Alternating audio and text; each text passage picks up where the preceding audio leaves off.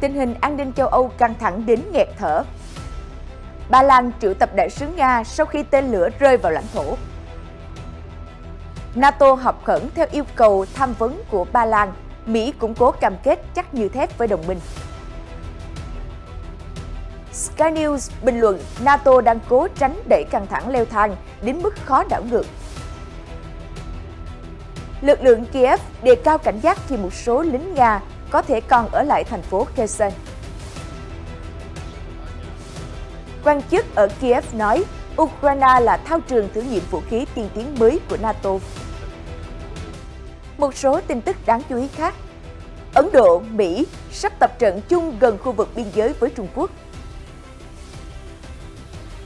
Nhật Bản nói máy bay quân sự Trung Quốc hoạt động gần đảo Okinawa. Ở phần cuối của bản tin, cậu bé Chile tự vẽ album World Cup vô cùng độc đáo. Vườn Bách Thảo Hoàng gia Anh trang hoàng rực rỡ đón Giáng sinh. Tất cả sẽ được gửi đến quý vị ngay sau đây.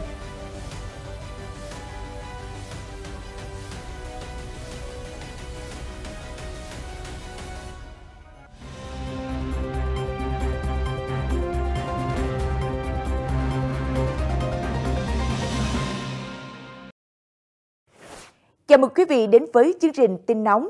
Thưa quý vị, an ninh châu Âu đang bất ổn với nhiều diễn biến khó lường. Vào hôm 15 tháng 11, Bộ Ngoại giao Ba Lan tuyên bố một tên lửa do Nga sản xuất đã rơi ở phía đông nước này, khiến 2 công dân thiệt mạng. Warsaw đã triệu tập đại sứ Nga để giải thích vụ việc nói trên. Moscow bác bỏ mọi cáo buộc. Hãng tin TASS đưa tin, Bộ Ngoại giao Ba Lan cho biết vào lúc 15 giờ 40 phút theo giờ địa phương, một tên lửa đã rơi xuống địa phận của làng Prawodov, hạt Hubezov của tỉnh Lublin của nước này gây ra vụ nổ lớn. Hậu quả là 2 công dân Ba Lan đã thiệt mạng. Được biết, khu vực này nằm sát biên giới với Ukraine. Đáp lại, phát ngôn viên Điện Kremlin nói rằng ông không có thông tin nào về vụ việc xảy ra ở miền đông Ba Lan. Trước đó, Bộ Quốc phòng Nga cho biết không có vụ oanh kích nào nhắm mục tiêu gần biên giới Ukraine và Ba Lan. Bộ này khẳng định những hình ảnh được công bố về mảnh vỡ tên lửa không liên quan gì tới vũ khí Nga. Tất cả tuyên bố của truyền thông Ba Lan về vụ tập kích của tên lửa Nga đều là hành động cố tình khiêu khích nhằm gia tăng căng thẳng, Bộ Quốc phòng ở Moscow nhấn mạnh.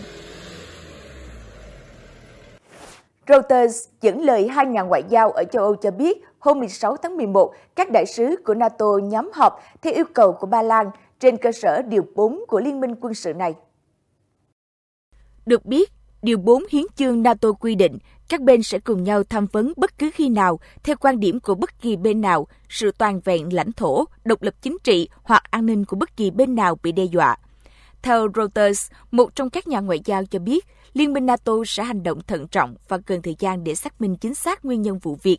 Hôm 16 tháng 11, Tổng thống Hoa Kỳ Joe Biden đã tái khẳng định cam kết phòng thủ vững như thép của Mỹ đối với các thành viên của NATO.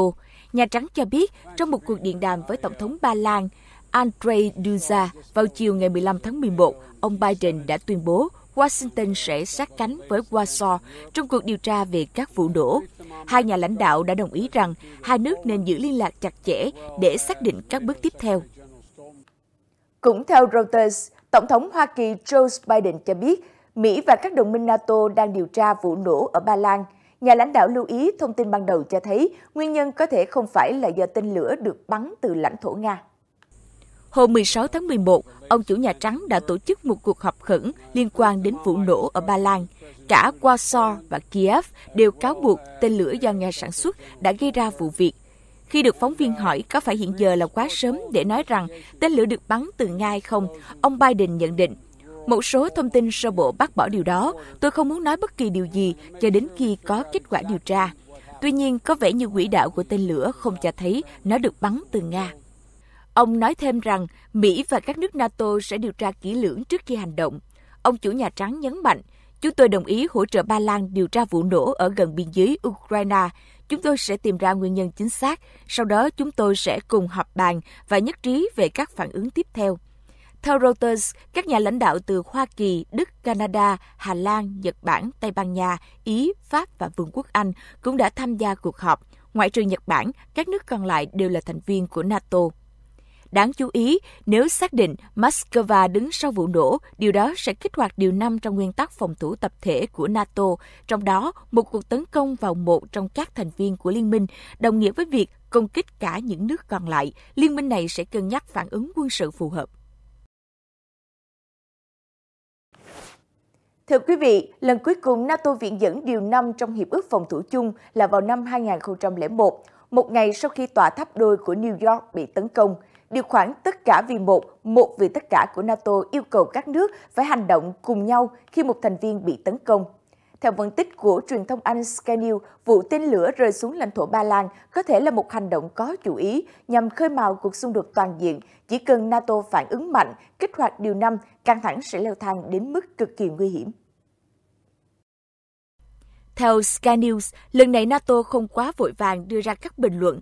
Đối thủ tiềm tàng nằm trong vòng nghi vấn hiện tại không phải là một nhóm phần tử cực đoan ẩn nấp ở Afghanistan, mà là một siêu cường vũ trang hạt nhân và đang giao tranh với nước láng giềng mà liên minh quân sự đang hậu thuẫn. Rủi ro là rất cao.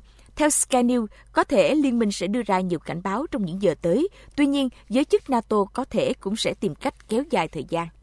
Sky News bình luận, Lầu Năm Góc cho biết họ không thể xác nhận các báo cáo liên quan đến vụ tên lửa rơi vào lãnh thổ Ba Lan. Tuy nhiên, nhiều khả năng Mỹ đã nắm được nhiều thông tin hơn thế. Chỉ là các quan chức không muốn khởi động một quá trình leo thang căng thẳng, khó có thể đảo ngược. Theo đài NHK, giới chức an ninh Ukraine cho rằng một số binh sĩ Nga đã giả làm dân thường và trà trộn vào khu dân cư ở Kherson, thành phố mà lực lượng của Kiev vừa tái kiểm soát gần đây. NHK đưa tin, Dịch vụ An ninh Ukraine ngày 14 tháng 11 viết trên trang mạng xã hội, một chiến binh sát cánh cùng lực lượng Nga đã bị bắt giữ sau khi người này ngụy trang thành dân thường Kherson. Các quan chức Ukraine cho biết chiến binh này không mặc quân phục nhưng đã thừa nhận từng chiến đấu chống Ukraine. Kiev còn cáo buộc người vừa bị bắt từng liên quan đến hoạt động trinh sát và phá hoại ở Kherson. Dịch vụ an ninh và cảnh sát Ukraine đang đề cao cảnh giác do nghi ngờ còn nhiều binh sĩ Nga chưa kịp rút qua sông Dnipro đang trà trộn vào khu dân cư theo NHK. Bộ Quốc phòng Anh ngày 15 tháng 11 cho biết Nga đã chọn thành phố cảng Henichek bên biển Azov làm thủ phủ tạm thời của khu vực do họ kiểm soát ở tỉnh miền Nam Kherson. Bộ Quốc phòng Anh nói thêm, Nga dường như sẽ điều chuyển thêm nhiều đơn vị chỉ huy chiến đấu về thành phố Henichek. Phía London nhận định, Henichek có vị trí thuận lợi để tiếp nhận nguồn lực từ bán đảo Crimea và có thể trở thành phòng tuyến mạnh của Nga ở miền nam Ukraine. Hiện tuyên bố của các bên về những khu vực kiểm soát chưa thể kiểm chứng, Nga chưa bình luận về thông tin mới của Ukraine và Anh. Trước đó, Moscow cho biết họ đã hoàn tất rút quân chiến lược để bảo toàn lực lượng, tránh tình trạng bị cô lập. Nếu Kiev phá hoại đập thủy điện gây ngập lụt thành phố Kherson, phía Ukraine đã bác bỏ cáo buộc này. Sputnik dẫn nguồn truyền thông Mỹ ngày 15 tháng 11 cho hay, Phó Thủ tướng Ukraine Mikhailo Fedorov từng tiết lộ tại một hội nghị NATO ở bang Virginia hồi tháng 10 rằng Ukraine đã biến thành một thao trường để thử nghiệm các vũ khí tiên tiến mới của NATO. Theo Sputnik News, ông Fedorov đánh giá Ukraine chính là thao trường tốt nhất vì chúng tôi có cơ hội thử nghiệm mọi học thuyết trong chiến đấu và có thể dẫn tới sự thay đổi mang tính cách mạng trong giao tranh hiện đại, sử dụng công nghệ quân sự tiên tiến. Trong thời gian qua, chúng tôi một lần nữa củng cố niềm tin rằng giao tranh trong tương lai sẽ sử dụng tối đa thiết bị không người lái UAV và giảm thiểu sự tham gia trực tiếp của binh sĩ vận hành, Phó Thủ tướng Ukraine Fedorov nói thêm. Theo Sputnik, các hệ thống vũ khí được thử nghiệm ở Ukraine bao gồm hệ thống giám sát chiến đấu theo thời gian thực Delta. Nó theo dấu vị trí của quân ta lẫn quân địch. Ngoài ra còn có hệ thống UAV Skyweaver do Litva chế tạo và các tàu không người lái mang chất nổ được cho là tham gia vào nhiệm vụ tấn công Sevastopol của Nga. Nói thêm về súng bắn USV của Skyweaver có thiết kế giống như trong phim khoa học viễn tưởng. Nó được phát triển dưới thời cựu Tổng thống Litva Dalia Grybauskaitė. Nữ Tổng thống từng nói, chương trình vũ khí này đánh dấu bước chuyển của ngành công nghiệp vũ khí ở quốc gia Baltic, không còn chỉ sản xuất các vũ khí do Liên Xô thiết kế. Gần đây, bà Dalia cho biết, chúng tôi nhìn cách người Ukraine chiến đấu và học hỏi họ. Chúng tôi rút ra bài học về cách sử dụng thực tế các vũ khí của NATO. Moscow trước đó liên tục cảnh báo việc phương Tây không ngừng bơm vũ khí cho Ukraine sẽ khiến cho xung đột càng thêm khốc liệt và kéo dài. Nga nói các chuyến hàng vũ khí cho Kiev chính là những mục tiêu tấn công hợp pháp. Ngoài ra, đài Sputnik cho biết Nga cũng tung ra không ít vũ khí mới trong chiến dịch quân sự đặc biệt ở Ukraine, bao gồm tên lửa đạn đạo siêu thanh Kinzhal mà NATO được cho là không có biện pháp đánh chặn hiệu quả. Chuyển sang một số tin tức đáng chú ý khác, thưa quý vị. Ấn Độ vừa thông báo cuộc tập trận chung thường niên với lực lượng Mỹ sẽ tiến hành vào tháng này ở tiểu bang phía Bắc Uttarakhand. Bang này có khu vực tranh chấp biên giới với Trung Quốc, theo đài NHK. Cuộc tập trận chung Ấn Độ-Hoa Kỳ được chính phủ Ấn Độ thông báo trên website của Cục Thông tin Báo chí ngày 15 tháng 11.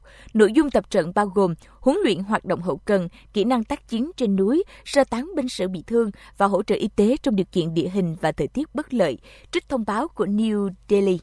Theo NHK, căng thẳng biên giới Ấn-Trung là vấn đề nhức nhối suốt thời gian dài của hai nước. Đôi bên đã gánh chịu thương vong trong vụ đụng độ ở Ladakh năm 2020. Ngoài ra, Ấn Độ cũng đang tiếp tục nâng cao năng lực hải quân nhằm ứng phó với sức mạnh gia tăng của Trung Quốc trên các đại dương. Hải quân Ấn Độ vừa hoàn thành đợt tập dượt trận chung với các đồng minh vào hôm 15 tháng 11 ở khu vực thuộc Thái Bình Dương gần Nhật Bản. Các bên tham gia bao gồm lực lượng phòng vệ trên biển Nhật Bản, hải quân của Mỹ, Úc, đài NHK cho hay. NHK đưa tin hôm 16 tháng 11, Bộ Quốc phòng Nhật Bản cho biết 3 máy bay quân sự của Trung Quốc đã bay giữa các đảo của tỉnh Okinawa, sau đó di chuyển ra Thái Bình Dương. Trong số đó có một trinh sát cơ BZK-005, một máy bay thu thập thông tin tình báo Y-9 và một máy bay tuần tra Y-9 được xác nhận đã bay qua đảo chính của Okinawa và đảo Miyako từ ngày 14 tháng 11 đến chiều cùng ngày. Theo NHK, 3 máy bay nói trên tiếp tục bay qua Thái Bình Dương đến phía đông của đảo chính Okinawa, theo đó di chuyển theo lộ trình tương tự, sau đó quay trở lại biển Hoa Đông. Máy bay Trung Quốc không đi vào không phận Nhật Bản. Lực lượng phòng vệ trên không của Nhật Bản đã điều động các máy bay chiến đấu để cảnh báo. Diễn biến trên xảy ra giữa bối cảnh lực lượng phòng vệ Nhật Bản và quân đội Hoa Kỳ đã tiến hành cuộc tập trận chung quy mô lớn xung quanh Okinawa kể từ ngày 10 tháng 11. Các quan chức Bộ Quốc phòng Nhật Bản cho rằng máy bay Trung Quốc có thể đã thu thập thông tin về cuộc tập trận. Đây là lần thứ 6 trong năm nay Bộ tiết lộ các hoạt động của các máy bay quân sự Trung Quốc ở gần Nhật Bản. Tokyo đang vừa giám sát vừa xác định mục đích của không quân Trung Quốc trong các chuyến bay mới nhất. Ở diễn biến khác, hôm 15 tháng 11, Chủ tịch Trung Quốc Tập Cận Bình và Tổng thống Hàn Quốc Yoon suk yeol đã có cuộc hội đàm bên lề hội nghị thượng đỉnh G20 tại Bali. Đây là cuộc gặp đầu tiên giữa lãnh đạo hai nước trong vòng 3 năm qua, theo NHK đưa tin. Bộ Ngoại giao Trung Quốc cho biết ông Tập Cận Bình đã nói với ông Yoon suk yeol rằng Trung Quốc và Hàn Quốc gánh vác những trách nhiệm quan trọng trong việc duy trì hòa bình ở khu vực cũng như thúc đẩy sự thịnh vượng của thế giới. Bộ này lưu ý, Chủ tịch Trung Quốc đã khẳng định Bắc Kinh sẵn sàng hợp tác với Seoul để duy trì, củng cố và phát triển quan hệ song phương mạnh mẽ hơn nữa. Trong khi đó, Văn phòng Tổng thống Hàn Quốc cho biết, nhà lãnh đạo Yoon suk yeol đã nói với Chủ tịch Tập Cận Bình rằng lợi ích của các quốc gia sẽ chỉ đạt được thông qua các hoạt động liên lạc và hợp tác chặt chẽ. Hàn Quốc sẽ nỗ lực cùng Trung Quốc xây dựng quan hệ tốt đẹp dựa trên sự tôn trọng lẫn nhau. Đồng thời, ông Yoon suk yeol hy vọng Trung Quốc sẽ đóng vai trò tích cực và mang tính xây dựng hơn trong việc thúc giục Triều Tiên hạn chế phóng tên lửa đạn đạo hoặc có các hành động khiêu khích khác.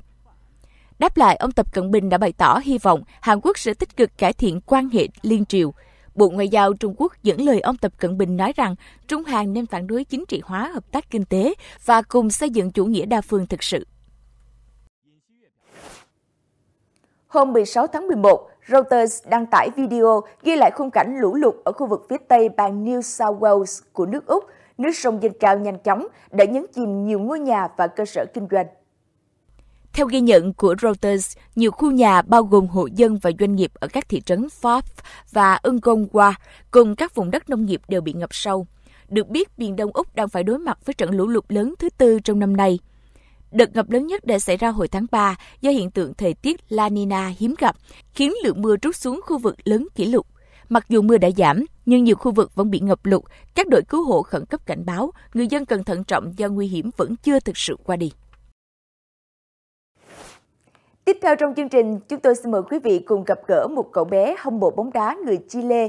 Cậu vừa tự mình hoàn thành một album về World Cup vô cùng độc đáo trong 2 tháng để thỏa mãn niềm đam mê mà không phải xin tiền của mẹ. Hãy cùng chúng tôi chiêm ngưỡng thành quả của người hâm mộ đặc biệt này nhé.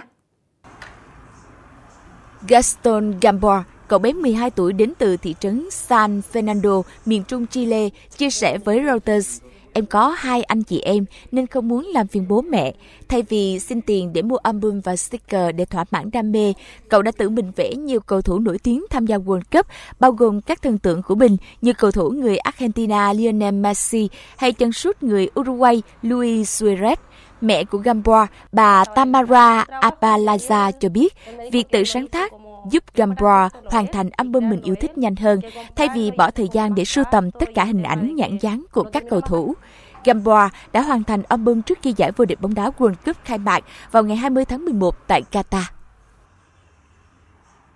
Thưa quý vị, vườn bách thảo hoàng gia Kew tại London đã được khoác lên màu áo rực rỡ với những ánh đèn lấp lánh theo chủ đề Giáng sinh. Đây là một hoạt động lâu đời đã kéo dài hàng thập kỷ nhưng bị trì hoãn trong 2 năm do Covid-19. Với hơn 1 triệu bóng đèn được trang trí dọc theo con đường dài 2,7 km, điểm tham quan năm nay được trưng bày các tác phẩm sắp đặt mới với hệ thống chiếu sáng treo lơ lửng và ảo ảnh quang học. Daya Barsa, trưởng ban tổ chức sự kiện tại Kew cho biết, chương trình năm nay đánh dấu sự trở lại sau 2 năm bị hạn chế do Covid-19. Khuôn viên Kew có sắp đặt khu vực trình diễn ánh sáng, nước và pháo hoa vô cùng ấn tượng, ngay phía trước Palm House. Chương trình năm nay diễn ra khi phần lớn châu Âu phải đối mặt với cuộc khủng hoảng năng lượng do xung đột giữa Ukraine và Nga. Khi được hỏi vườn bách thảo đã đối phó với cuộc khủng hoảng như thế nào, Basra cho biết chương trình sử dụng năng lượng ít hơn 40% nhờ kết hợp sử dụng nhiên liệu diesel sinh học và đèn LED. Tin tức vừa rồi cũng đã kết thúc chương trình ngày hôm nay. Chân thành cảm ơn quý vị đã quan tâm theo dõi. Xin mến chào tạm biệt và hẹn gặp lại trong các chương trình sau.